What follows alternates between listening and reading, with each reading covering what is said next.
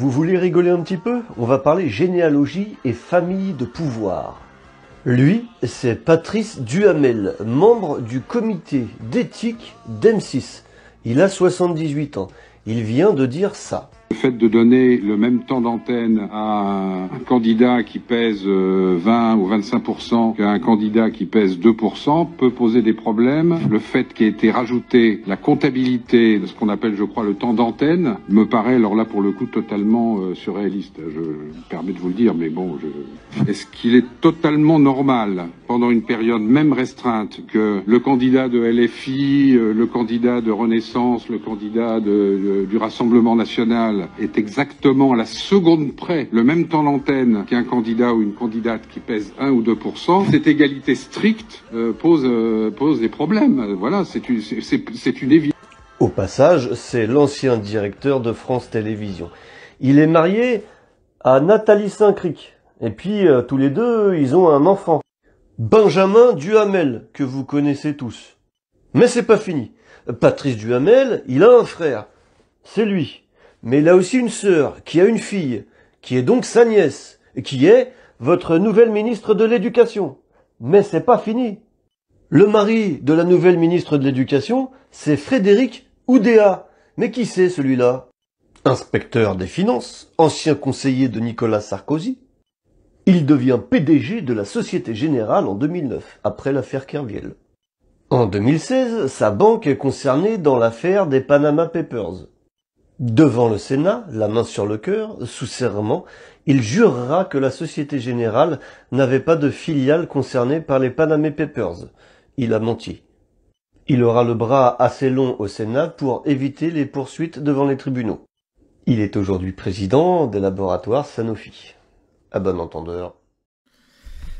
Et ce que dénonce ce charmant monsieur, c'est rien, c'est tout le système qui fonctionne comme ça. C'est-à-dire c'est une pieuvre avec des tentacules partout, infiltrés partout, c'est-à-dire qu'ils sont partout. Ils ont des ramifications dans les médias, dans la finance, dans Big Pharma, dans tous les partis politiques et également dans la justice. Ce qui fait qu'ils tiennent le système. Et c'est comme ça que j'ai intitulé la clique. Pourquoi? Parce que ce n'est qu'une partie de l'iceberg que l'on voit. C'est la partie qui est immergée. Mais vous avez l'énorme, je dirais, volume qui est sous l'eau, qui est dans la mer et qu'on ne voit pas.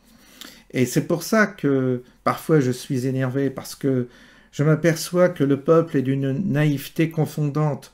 J'en vois encore qui appuient sur leur poste récepteur et qui écoutent religieusement ce que les journalistes leur débitent. Et ils répètent parce qu'ils disent ah oui, le pic-pic c'est bien, Poutine c'est méchant, c'est un méchant Poutine. Et puis Biden c'est un gentil. Et puis les Américains c'est des gentils. Et puis les Russes c'est des méchants. Et ils répètent comme ça la propagande qu'on leur insuffle via les médias, et ils comprennent pas pourquoi, en fin de course, ils sont baisés. Ils comprennent pas pourquoi ils ont plus de pouvoir d'achat. Ils comprennent pas pourquoi, eux, ils sont traqués quand ils roulent à 40 km/h dans une ville où tout est à 30, et puis que le délinquant, lui, il reste en liberté. Surtout celui qui n'a pas de permis et qui roule, par exemple, dans une Mercedes, qui est mineur. Lui, non, lui, c'est une victime, mais on fait une minute de silence pour lui.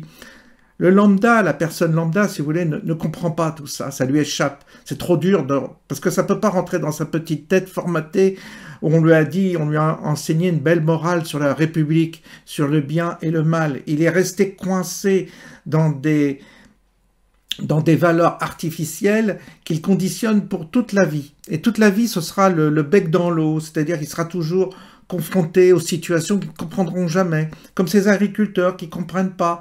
Il y en a 2 qui se suicident par semaine. Pourquoi? Voilà, ils interpellent quelqu'un qui est leur propre bourreau en disant « Mais maître, on se suicide. » Bah oui, mais le maître en question, c'est lui qui est à cause de ton suicide et tu l'interpelles. Tu espères le toucher par tes mots, tu espères obtenir de lui une reconnaissance de ta souffrance, alors que c'est ton bourreau. Ils n'ont pas compris. Et c'est ça qui est dramatique, c'est la bêtise du peuple, en fait. Si le peuple était intelligent, on aurait encore un peu d'espoir, mais le peuple a une bêtise crasse, il ne comprend pas. Et je le vois des fois à travers des messages, la bêtise, si vous voulez, de la population globale. Il y a des gens qui comprennent, il y a des gens qui prennent conscience, qui s'informent, qui vont sur les médias alternatifs, qui comprennent qu'on se fout vraiment de leur gueule depuis tout le temps, et que là, il serait peut-être temps de s'éveiller, de réagir, de penser autrement. Mais on a l'impression, à la vitesse où ça va, on a l'impression qu'il va falloir des siècles avant que la population finisse par être consciente de ce qui lui arrive. Et on voit aujourd'hui, à travers ce qui s'est passé au Salon de l'Agriculture, à quel point il y a besoin encore de décrasser ces mentalités qui restent encore comme des cerfs à s'adresser au bon maître. Ayez pitié de nous, on se suicide. Mais oui, mais celui qui te tue, c'est celui que tu implores, idiot.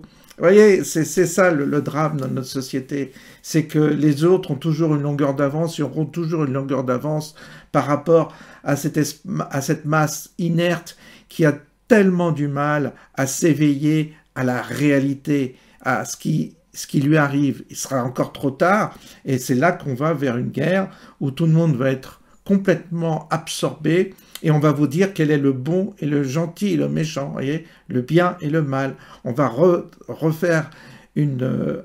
va remettre en place un filtre moralisateur à travers ces médias qui sont tenus par ces gens que vous avez vus, et puis vous allez répéter ce qu'ils disent, voilà, et puis il n'y aura pas de discussion possible puisque les gens sont formatés, ils n'ont pas de réflexion propre, ils n'arrivent pas à réfléchir par eux-mêmes. J'en ai vu encore là qui se font pic-pic, alors que vous avez une explosion des effets secondaires, mais il y en a, ils y vont encore, même à l'heure actuelle.